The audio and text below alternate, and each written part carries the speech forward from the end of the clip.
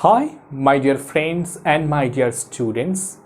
I am Manik, and once again, I welcome you in our channel Literature Study at Home from the core of my heart. তোমরা জানো আমরা paper 1 নিয়ে আলোচনা করছিলাম। তো হয়তো ইতিমধ্যে আমার অন্যান্য বন্ধুরা যারা সাহিত্য নিয়ে আমাদের এই লেকচার থেকে অনেকভাবে বেনিফিটেড হয়, তারা হয়তো ভাবছে যে আমরা হয়তো নতুন জার্নিতে চলে গেছি। না বন্ধুরা, আমরা অবশ্যই সেই জার্নিতে ফিরে আসবো অতি সত্বর, যেহেতু এনটিএ নেটের পরীক্ষাটি এই কখন হবে হবে না হবে এই বলতে বলতে হয়তো সামনেই হতে চলেছে। তাই এই ভেবে আমি চাইছি যে most vital topic of paper 1গুলো আমি কমপ্লিট করতে। তাই জন্য তোমাদের কাছে একটু মাপ চেয়ে নিচ্ছি যে আমি লিটারেচার এই ক্লাসিকগুলোকে একটু বন্ধ রেখেছি, but believe me I will return back soon. Okay, so আজকের আলোচনায় আমি তোমাদের সামনে নিয়ে এসেছি পেপার 1 থেকে ডাটা ইন্টারপ্রিটেশন আলোচনা করতে।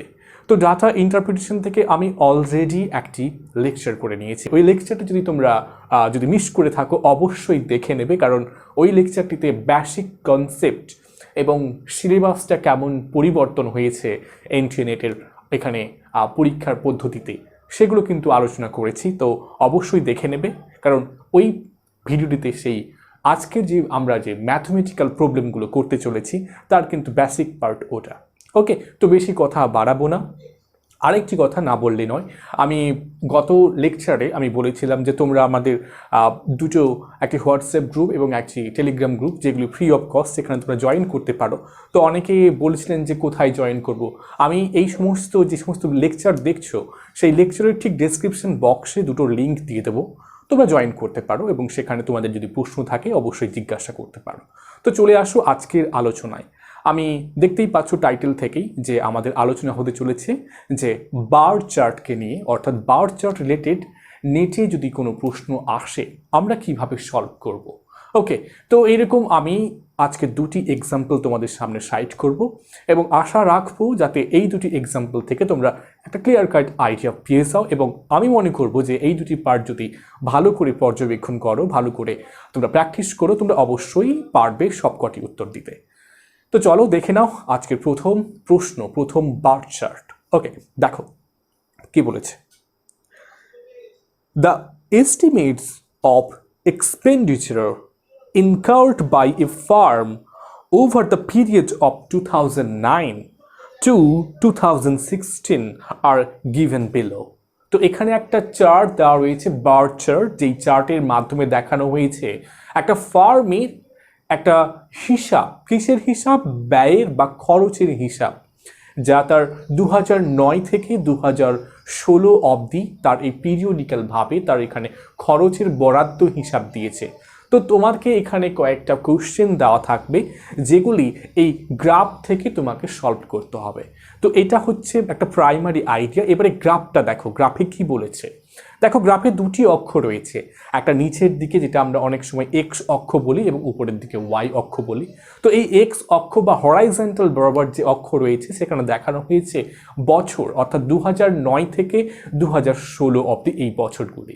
আর উপরের দিকে দেখো যেটা লম্বভাবে রয়েছে অর্থাৎ ভার্টিক্যালি রয়েছে, সেখানে দেখানো হয়েছে যে কত টাকা খরচ হচ্ছে, তাই না? দেখো খরচ হিসাবে এখানে দেখো লক্ষে দিয়েছে, অর্থাৎ 1 লক্ষ 2 লক্ষ এরকম। তো এখানে দেখছি লক্ষের হিসাবটা 0 থেকে 50, 50 থেকে 150, 200 করে এরকম বাড়ছে। এবং তারপরে দেখো 2009 সালে কত খরচ হয়েছে তার হিসেবে রয়েছে। 2009 সালে কত খরচ হয়েছে? 200 লক্ষ। তারপরে 2010-এ 250 লক্ষ, তারপরে দেখো 2011-তে 250 লক্ষ, এরকম প্রত্যেকটার ভ্যালু দেওয়া রয়েছে, তাই না? তো প্রত্যেকটার খরচ আমরা জানতে পেরেছি। তো এবারে প্রশ্নগুলো দেখে নেওয়া যাক কেমন প্রশ্ন এসছে। তো প্রথম প্রশ্ন দেখো, প্রথম প্রশ্ন কি বলছে?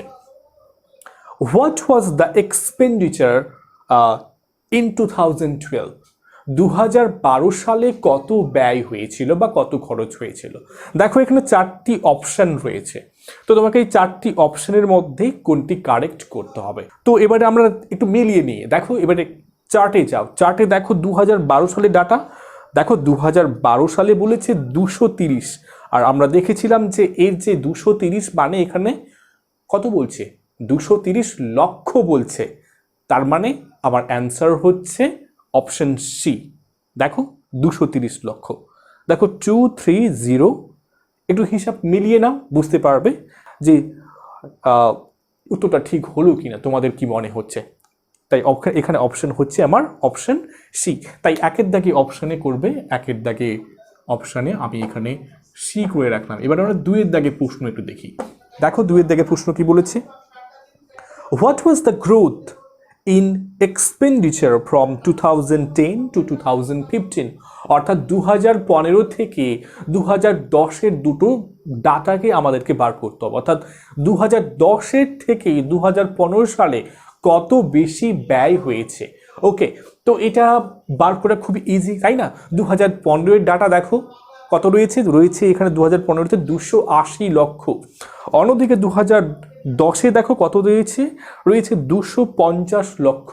তো 280 থেকে 250 মাইনাস করে দিলে উত্তর হচ্ছে 30। তাই 30 লক্ষ খুব ইজিলি বের করে নিতে পারছো। বাট না ডিয়ার ফ্রেন্ডস, ডিয়ার স্টুডেন্টস, দেখো ভালো করে অপশন দেখো। এখানে দেখতে পাচ্ছি যে অপশনটা পার্সেন্টেজে রয়েছে, তাহলে কি 30% হবে? না, ভালো করে দেখো, প্রশ্নে রয়েছে what was the growth, percent রেটে বার করতে হবে। তো পার্সেন্ট রেটে বার করলে আমাদের কিন্তু এরকম সোজা স্ট্রেট কাট করলে হবে না, এখানে একটা সূত্র আছে, সেখানে সেই সূত্রটাকে পুট করতে হবে। আমি কিন্তু আগের লেকচারে সমস্ত সূত্রগুলো দিয়েছিলাম, তাই সূত্রগুলো দেখে নাও। তবুও আমি তোমাদের সূত্রটা আগে বলছি। দেখো কি বলেছে যে 2015 সাল 2010 সালের থেকে কত বেশি রেট হয়েছে। তাই 2015 সালের ডাটা কত পেয়েছিলাম, দেখো 280 লক্ষ, সেখান থেকে 2010-এ 250 লক্ষ। এবারে বলেছে পার্সেন্টেজে চাইছে, তাই জন্য ইনটু 100। এবারে এই নিচে কি বসবে, যখন কারোর থেকে কখন কারোর কত বৃদ্ধি দেখায় বা চায়, তখন পার্সেন্টেজ করতে গেলে তোমরা সবসময় ওল্ড ভ্যালু, মানে যেটা ইনিশিয়াল ভ্যালু, প্রাথমিক ভ্যালু, সেটা হচ্ছে 250, বা এই লজিক নিতে পারো, যখন বৃদ্ধির কথা বলা হবে তখন ছোট ভ্যালুটাকে নেবে। Got it? দেখো তাহলে এখানে 250 বসালাম। এবার আমরা ক্যালকুলেট করে নিই একটু। দেখো 280 থেকে 250 বিয়োগ গেলে হচ্ছে 30 বাই 250 ইন্টু 100। Got it? এবারে একটু ক্যালকুলেশন করে নাও। 0 0 বাদ দিলাম, কাটলাম। এবারে দেখো 5 6 30, 5 5 25, তাই না? এবারে বাকি থাকলো এখানে 5, এখানে 10 রয়েছে, 5 দুগুণে 10, তাহলে বাকি থাকলো আমার এখানে 6 আর 2। দেখো এগুলোকে কাটার বা এগুলোকে আমরা আর কিছু করতে পারছি না, তাই আমার অ্যান্সার দাঁড়ালো 12। এবারে 12টা কিসে, পার্সেন্টেজে, কারণ এখানে আমি 100 দিয়ে করেছি, তাই এটা হচ্ছে 12%। তাহলে সেকেন্ড উত্তরটা দেখো, তোমাদের প্রশ্নটা আবার দিচ্ছি, স্লাইডে দেখে নাও যে এখানে 4টি অপশন রয়েছে। একে দেখতে পাচ্ছ 20%, 12%, 10%, 30%। তাহলে এখানে আমার অ্যান্সার হচ্ছে 12%, তাই অ্যান্সার হচ্ছে বি। তাহলে দুইয়ের দাগে উত্তরের আমরা দুইয়ের দাগে যে অপশনটা পেলাম, দুইয়ের দাগে বি। এবার আমরা 3-এর দাগে প্রশ্নে আসছি। দেখো 3-এর প্রশ্ন কি বলেছে, 3-এর প্রশ্ন দেখো বলেছে, what is that প্রশ্ন, ওকে, in which year was the expenditure maximum, অর্থাৎ কোন বছরে ব্যয় বা খরচটা সর্বাধিক হয়েছে। তো এটা খুব স্ট্রেট ফরওয়ার্ড একটা কোয়েশ্চেন, এখানে আর বিশেষ কিছু ঠিক নেই। দেখো আমরা যদি বারগুলোকে লক্ষ্য করি, যেটা সব থেকে উঁচু বার কোনটা দেখতে পাচ্ছি, 2014 সালে সেখানে হয়েছে 350, তাই তো? তাই এখানে আমার অ্যান্সার হচ্ছে 350, সেটা হচ্ছে সব থেকে বেশি এখানে ব্যয় হয়েছে। তাই আমার অ্যান্সার দেখো অপশনগুলো যেগুলো দিয়েছে 2010, 2013, 2014, 2015, তাহলে আমার অ্যান্সার হচ্ছে 2014 অফকোর্স। তাই দুইয়ের দাগে উত্তর হচ্ছে আমার সি, তাই না? কোনো ডাউট নেই? ডাউট আছে কি? আমি মনে হয় নেই, অবশ্যই। এবার আমরা 4-এর দাগের প্রশ্ন চলে আসি। বলেছে in which year was the growth rate over the previous year highest. ভালো করে প্রশ্নটা বোঝো। বলেছে কোন বছরে তার গত বছরের যে ব্যয় হয়েছিল তার বর্তমান যেটা বছর তার নিরিখে কত বেশি, মানে যদি আমি 2010টাকে বর্তমান ধরি তাহলে তার প্রিভিয়াস ইয়ার 2009, তাই 2009 থেকে 2010 কত বৃদ্ধি হয়েছে। তো এটা বার করতে হবে, এবং শুধু এটা বার করলে হবে না, তারপরে বুঝতে হবে কোনটা বেশি, অর্থাৎ প্রিভিয়াসের থেকে বর্তমানটা কত বেশি হচ্ছে বার করা হবে, এটা একটা একটা করে বের করে যেতে হবে, এবং শেষে দেখতে হবে কোনটার নিরিখে কোনটা সব থেকে বেশি। বোঝা গেছে? তো চলো একটু ক্যালকুলেশন করে দেখে নিই।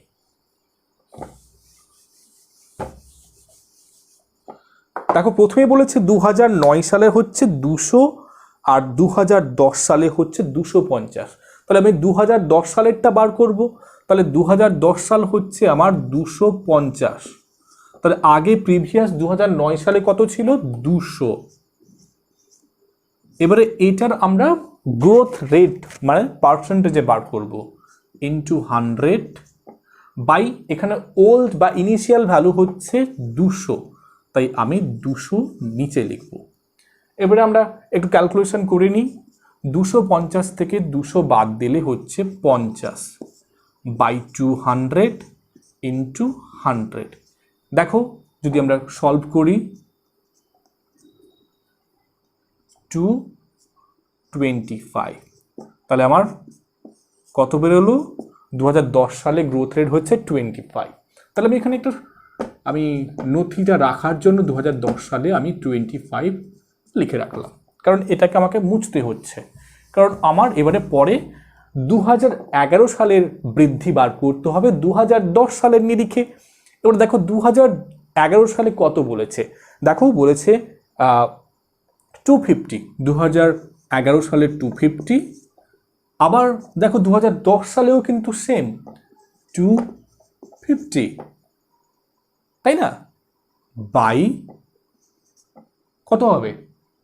250 ইন্টু 100। এবারে আমরা ক্যালকুলেশন করি। 250 থেকে 250 বিয়োগ করলে 0, তাহলে নিচে 250 ইন্টু 110। দেখো 5 5 25, 5 0 0, 5 2 10 হলো, 5 4 20, 5 5 25, সরি 5 10 50, 5 5 বলছি, 5 10 50। আবার কাটি, 2 2 4, 2 5 10। তো এখানে 2 থাকলো, এখানে 5 থাকলো। এবারে দেখো 2 এর সাথে 0 গুণ হবে, তাহলে 2 এর সাথে যার গুণ হয়, সরি 0 এর সাথে যার গুণ হয় 0 হয়, নিচে 5 হয়। তো এখানে সবসময় লবের ভ্যালুটাকে গুরুত্ব দেওয়া হয় আমরা যখন পার্সেন্টেজ ইউজ করি, তাই আমরা এখানে 0%ই ইউজ করব। তাই 2011-এ কত হলো? 0। বোঝা গেছে? চলো নেক্সট দেখি, নেক্সট ইয়ার। এবারে আমরা 2012 সালের ডাটা বার করব। তাহলে 2012 সালে কত বলছে? 2012 সালে হচ্ছে 230। এবারে মাইনাস 2011 সালের ডাটা। 2011 সালে কত ছিল? 250 লক্ষ। তাহলে 250 লক্ষ বাই এখানে ইনিশিয়াল, এই 250ই তো আমার আগে ছিল, তাই 250 ইন্টু 100। বোঝা গেছে? এবারে যখন আমরা দেখি বিয়োগ করতে যাই মাইনাসের ভাগটা বেশি, নো প্রবলেম। মাইনাস কত বেশি হচ্ছে? -20, আমরা মাইনাসে রাখছি, বাই 250 ইন্টু 100। Got it? আমরা ভাগ কাটছি, 0 0 কাটলো, 5 2 10, 5 5 25। ওকে, আমার মনে হয় আর একটা কাটবে, 5 4 20। তো এখানে কত হলো? 4 2 8, এখানে মাইনাস রয়েছে তাই -8। তাহলে আমার 2012 সালের ভ্যালু কত বাড়ালো, কত বের হলো? সরি, -8, তাই তো? এটা আমার 2012 গেল। এবারে 2013 সালের বার করতে হবে। 2013 সালে কত বলেছে? 2013 সালে বলেছে 300 মাইনাস 2012 সালে কত ছিল? 230 230 বাই কোনটা হবে এটা, কারণ প্রিভিয়াস ভ্যালু 230 ইন্টু 100। ওকে, এবার দেখো 300 থেকে 230 বাদ দিলে হচ্ছে 70 বাই 230 ইন্টু 100। এবার আমরা একটু কাটাকাটি করার চেষ্টা করি, 0 0, হ্যাঁ আর বোধহয় কাটছে না। ওকে, এবারে আমরা সরাসরি কি করব, 10-এর সাথে 70কে গুণ করব, তো হচ্ছে 700 বাই 23। একটু ভাগ করে দেখে নিই কত পার্সেন্টেজে, যেহেতু বার করতে হবে 700কে 23 দিয়ে, 23 3 69। আমরা এখানে 23টাকে নিচ্ছি 30-এর সাথে গুণ করে। ওকে, দিলে 690 হচ্ছিল, তো এখানে বাকি ছিল 10 বিয়োগ হলো, সরি একটা ক্যালকুলেশন গন্ডগোলের জন্য ভুল হয়ে যাচ্ছিল, তারপরে পয়েন্ট বসাই, 0 আনালাম, 25 4 100, তাহলে 23 4 যাই 96 4 0, 23 1 23। তো এরকম ক্যালকুলেশন কিন্তু গোজ অন, চলছে, এখানে অবিরাম চলতে থাকবে, তাই আমাদের এখানে অ্যাপ্রক্সিমেট ডাটাটা নিতে হবে, তাই 30টাকে নেব, তাহলে আমার এখানে 30টাই থাকছে। ওকে, তাহলে এখানে 2013 সালে হলো 30। গট ইট, বোঝা গেছে? এবার আমরা 2014 সালের বার করব। 2014 সালে কত হয়েছে, 350, তাহলে 2000 তারপরে 13 সালের ডাটা নেব, 2013 সালে হচ্ছে 300 বাই 300। ভেরি গুড, কারণ আমাদের ইনিশিয়াল ভ্যালু 300 হচ্ছে, তাকে নিতে হচ্ছে 100। এটাকে করো, তাহলে এখানে 350 থেকে 300 বাদ গেলে 50 বাই 300 ইন্টু 100, কাটো, এবারে 3 এখানে 50।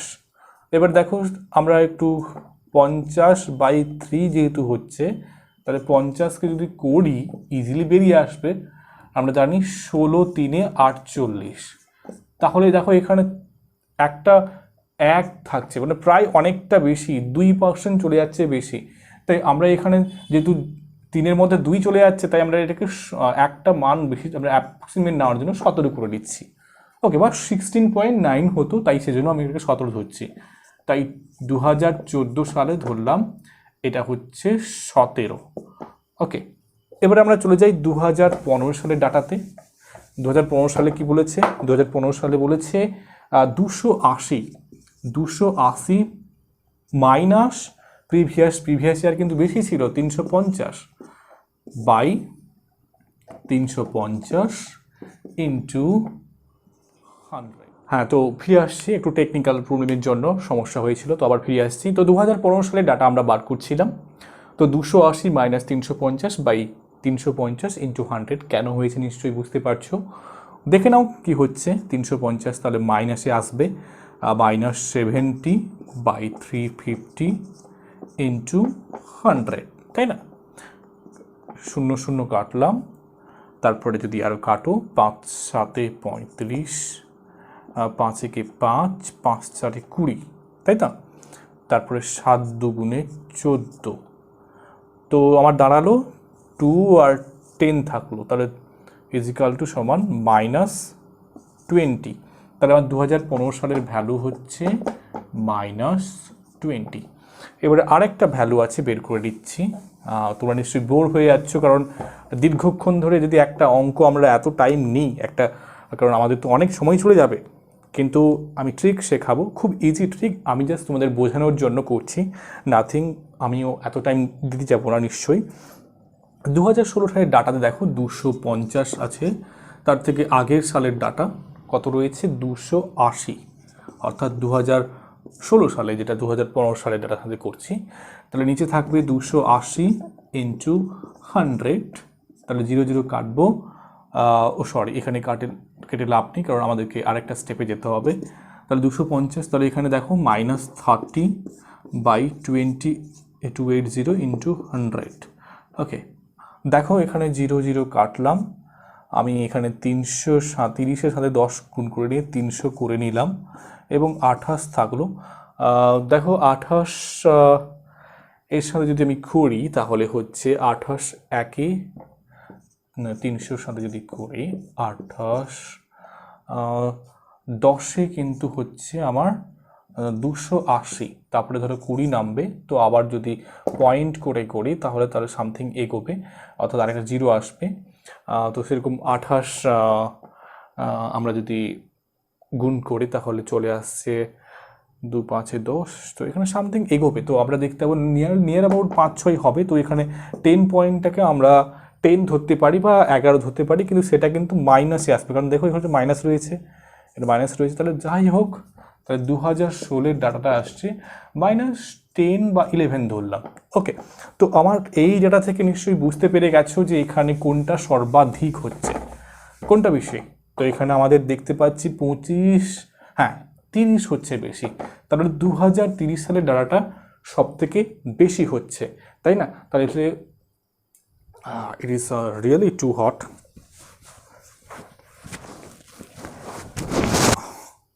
তো আমার এখানে অপশানগুলো দেখো, অপশানে কি রয়েছে।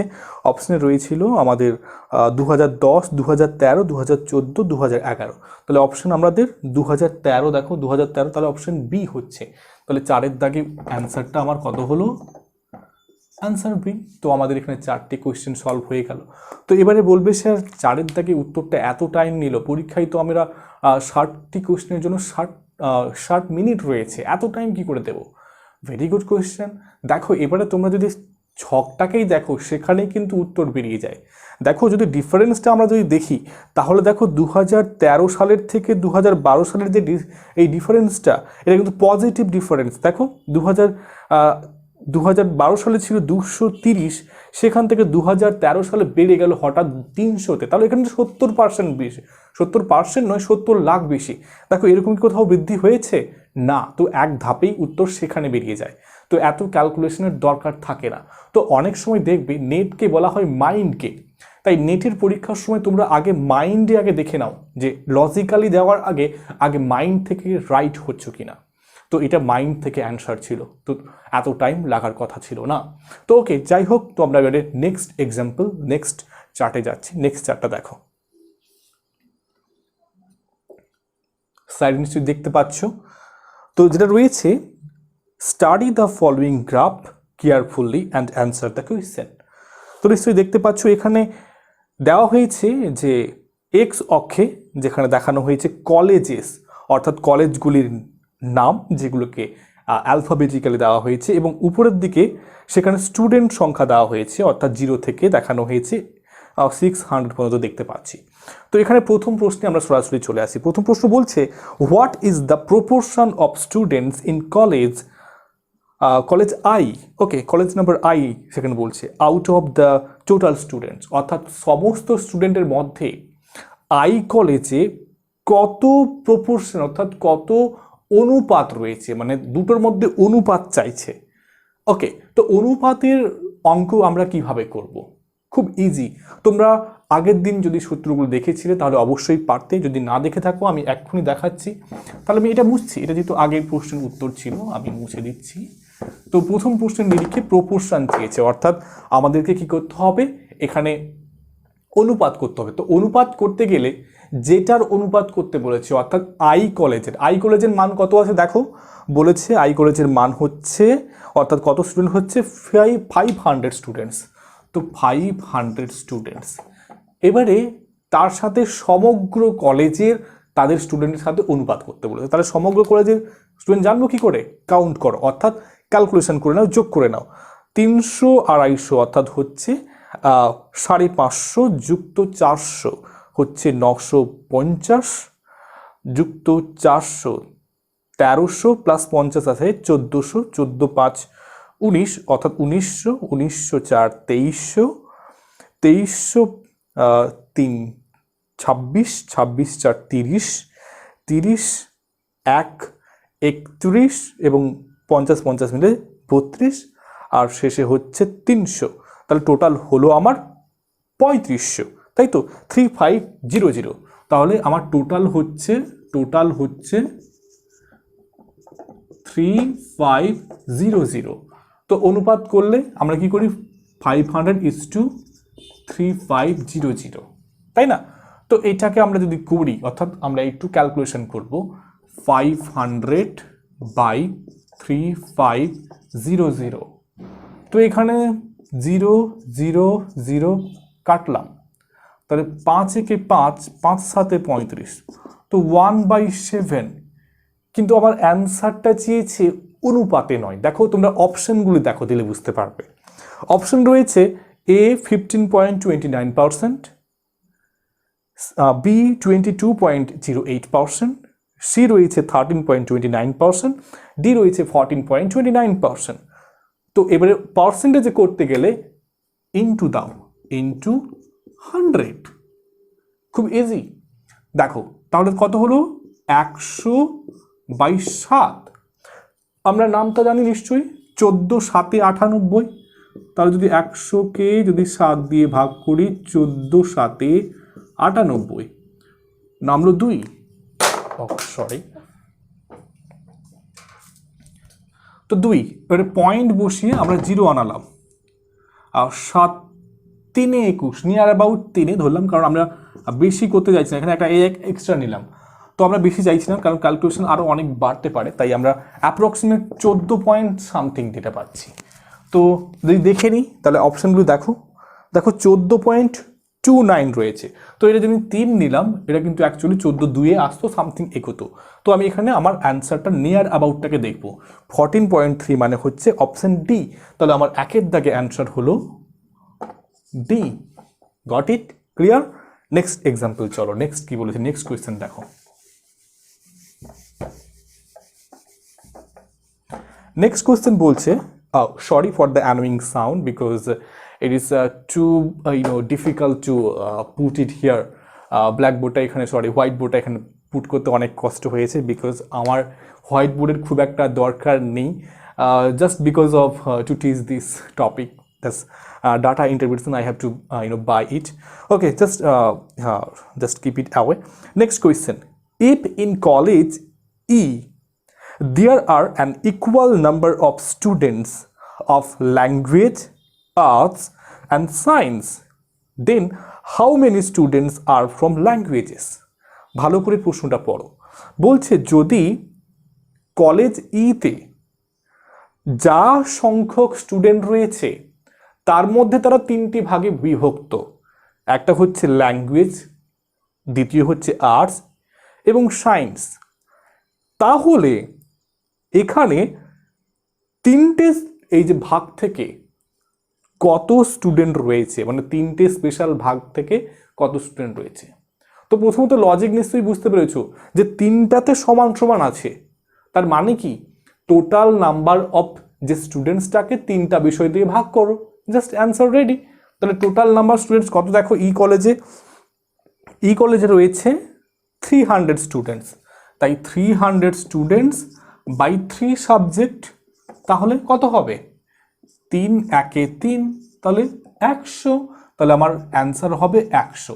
অপশন দেখো 100 রয়েছে কিনা। হ্যাঁ, অপশন এ এখানে অ্যান্সার হলো 2-এর দাগে অপশন এ। এবার আমরা নেক্সট কোয়েশ্চেন যাচ্ছি। বলেছে what is the average number of students, মানে যতগুলো কলেজ রয়েছে তার মধ্যে গড় স্টুডেন্ট কত হচ্ছে। তো গড়ের সূত্র কি, total number of students in all colleges, সমস্ত কলেজের স্টুডেন্টটাকে হিসাব করব, ক্যালকুলেট করে তাকে ডিভাইড করব কতগুলি কলেজ রয়েছে। তো দেখো টোটাল নাম্বার আমরা অলরেডি বের করেছিলাম প্রথম প্রশ্নের উত্তরের জন্য, সেখানে জেনেছিলাম টোটাল স্টুডেন্ট হচ্ছে 3500। তো এবারে দেখে নেব কটি কলেজ রয়েছে এখানে।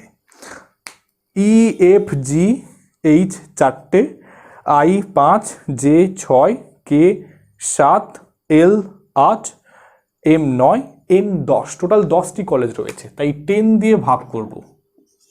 তাহলে 10 দিয়ে ভাগ করলে হচ্ছে তোমার একটা 0 কেটে দাও, টোটাল হচ্ছে 350। দেখো 350 অ্যান্সার হয়েছে কিনা, অপশন রয়েছে কিনা, রয়েছে। দেখো বি এর দাগে অপশন, তাহলে আমার অ্যান্সার হলো 3-এর দাগে বি। 3-এর দাগে উত্তর হলো বি। ওকে, এবারে 4-এর দাগে চল। 4-এর দাগে প্রশ্ন কি বলছে দেখো। 4-এর দাগে বলছে the students in college age is what percentage of students of college aim। বলছে এইচ কলেজের স্টুডেন্ট এম কলেজের কত পার্সেন্টের সমান বা কত পার্সেন্টের হচ্ছে এইচ কলেজের, অর্থাৎ এইচ কলেজের স্টুডেন্ট যা হচ্ছে তা এম কলেজের কত পার্সেন্টেজের হচ্ছে। ঠিক আছে, এইরকম যখন একটা নাম্বার আরেকটা কত পার্সেন্টেজের যখন বোঝাবে তখন করা খুব ইজি। দেখো প্রথমে যখন বলছে এইজ ইজ মানে age is what percent, what যখন বলবে তখন বাই, হোয়াট পার্সেন্ট যখন বলছে 100 গুণিতক 100 অফ কার কার কত বলেছে, কার সাথে বলেছে, এম এর সাথে, তাহলে এম। এবারে তোমরা এটাকে ক্যালকুলেশন করো। এইজের মান কত রয়েছে, এইজ রয়েছে 450, এম এর মান কত বলেছে 150 ইন্টু 100। বোঝা গেছে? আমি আবার বলছি, এইটাকে লজিকটাকে বোঝাচ্ছি। যখন বলবে এইজ, এখানে যেটা প্রশ্ন বলেছে এইজ ইজ ওকে, এখানে age is what percent, what যখন বলবে বাই, পার্সেন্ট মানে গুণিতক 100, এবারে অফ কার, অফ এখানে এম বলেছে তখন তার জন্য এম। সূত্রটা হচ্ছে প্রথমে যার সম্পর্কে বলা হচ্ছে সে লব অংশে থাকবে, হর অংশে থাকবে যার নিরিখে বলা হচ্ছে, আর পার্সেন্ট বললে 100। তো এটা একটা লজিকে আমরা বলে দিয়েছি। এইচ ইজ হোয়াটের জন্য এই এবং মাল্টিপ্লাইয়ের জন্য 100 আনা হচ্ছে, পার্সেন্ট বলা হচ্ছে অফ এম তার জন্যে। তো দেখো এবার ক্যালকুলেশন করি, 0 কাটলো, 0 এখানে কাটলো, 15 3 45, তাহলে এখানে থাকলো 30, 3 আর 0, তাহলে 30 আর 10 কত হচ্ছে, 30 10 300। খুব ইজি। দেখো অপশান তোমার রয়েছে কিনা প্রশ্নে, হ্যাঁ 300% রয়েছে, অপশন সি। তাহলে এখানে আমার 4-এর দাগে অপশন সি হলো। দেখো কি বলেছে, what is the difference between number of students in colleges G and N. বলছে জি এবং এন এই দুটি কলেজের, এদের দুটো কলেজের স্টুডেন্ট যথারীতি রয়েছে, তো এদের মধ্যে ডিফারেন্স বলতে বলেছে কোনটা কার থেকে বেশি। খুব ইজি। এখানে দেখো বলেছে জিতে কত রয়েছে, জিতে রয়েছে 400, জিতে রয়েছে 400, এটা জি। ওকে, জিতে 400। আর কিসে বলেছে, আর বলেছে এন, এনে কত আছে, এন হচ্ছে 300, এন হচ্ছে 300, তাহলে ডিফারেন্স কত, 100 ডিফারেন্স। ইজি। দেখো এখানে অপশন রয়েছে, কত হবে এখানে, অপশন ডি, 5-এর দাগে অপশন ডি। এবার আমরা 6 নম্বর কোশ্চেন সেটা দেখব। দেখো প্রশ্নটা কি বলছে, if due to some reason colleges F K M and N are to be closed and their students will be shifted to colleges E, G, I, L respectively। এই ওয়ার্ডটা অনেকটা মিন রাখে, এটার সাথে অনেক কিছু যুক্ত আছে। Then which college will have the highest number of students। বলছে এই এফ কে এম এবং এন এই কলেজগুলি যদি বন্ধ হয়ে যায় এবং তাদের যদি সেই স্টুডেন্টগুলিকে পাঠানো হয়, এফ এর স্টুডেন্টকে পাঠানো হবে ই কলেজে, কে এর স্টুডেন্টকে পাঠানো হবে জি কলেজে, এম এর স্টুডেন্টকে পাঠানো হবে আই এর কলেজে, এবং এন এর স্টুডেন্টকে পাঠানো হবে এন কলেজের স্টুডেন্টকে এল কলেজে। আমি কেন এরকম বললাম, কেন আরও তো এক্সট্রা রয়েছে, এখানে এইচ রয়েছে এবং জে রয়েছে, কারণ এখানে সেই রেসপেক্টিভলি কথাটি বলে দিয়েছে, মানে তাদের ক্ষেত্রেই পাঠাতে হবে। তো দেখো যদি এন কলেজের স্টুডেন্ট ছিল, সরি এফ কলেজের স্টুডেন্ট ছিল কত, 250, এফ কলেজের 250 ছিল, এফ কলেজের 250 ছিল, তাকে পাঠানো হচ্ছে ই কলেজে, ই কলেজে কত ছিল? ই কলেজে ছিল 500 নয় 300। তাহলে ই কলেজে বর্তমান যদি এইটা যদি এখানে চলে আসে তাহলে কত হবে? 250 প্লাস করো সমান হচ্ছে নাও 4 নয় 550। তাহলে আমরা এখানে মানগুলো লিখে রাখি। ই কলেজে হলো 550। ওকে, একটা গেল।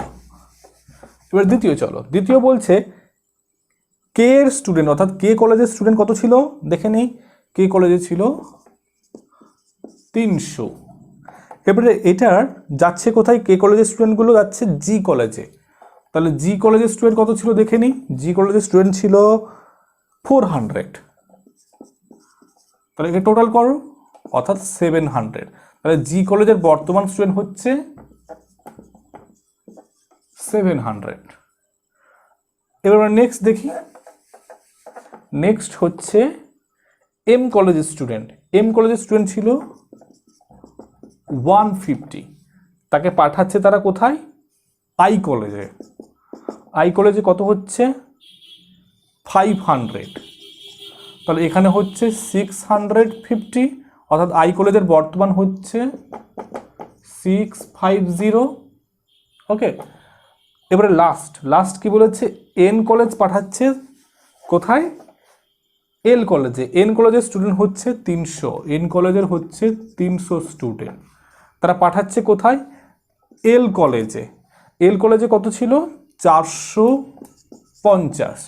তো টোটাল করলে এখানে হচ্ছে 750। তাহলে এল কলেজের বর্তমান স্টুডেন্ট 750। তো দেখো কোনটার বেশি? অফকোর্স এল কলেজ। তাহলে আমার অ্যান্সার দেখো এখানে যে অপশানগুলো দিয়েছে বলছে এটা হচ্ছে এল কলেজ। তাহলে আমার অপশান 6-এর দাগে এ। ওকে, তো এই হচ্ছে মোটামুটি আজকের এই বার চার্ট থেকে আলোচনা। জানি না তোমাদের কতটা আমি বোঝাতে পারলাম। তো কতটা তোমরা বুঝতে পেরেছো আমাকে অবশ্যই কমেন্ট বক্সে জানিও। এবং আজকে যেহেতু একটু নর্মাল বেসিক লেভেল থেকে যাচ্ছি তাই যতটুকু দেওয়া দরকার আমি তা দিয়েছি। আর বার চার্ট মোটামুটি পরীক্ষায় 1-2 বার এসছে, আজ অবধি খুব একটা বেশি আসেনি। বেশি এসছে আমরা টেবিল চার্টটাকে লক্ষ্য করেছি। তবুও আমরা কোনো কিছু বাদ দিতে চাই না এবং সবগুলোর কিন্তু ক্যালকুলেশন এবং এই ম্যাথমেটিক্যাল প্রবলেমগুলি একই টাইপের। তারপর পরেরগুলোতে আরও আমরা ডিটেলে আলোচনা করব। তো সবাই স্টে টিউনড, চ্যানেলের সাথে জুড়ে থাকো এবং সবাই ভালো থাকো, নিজেদের খেয়াল নিও। Thank you.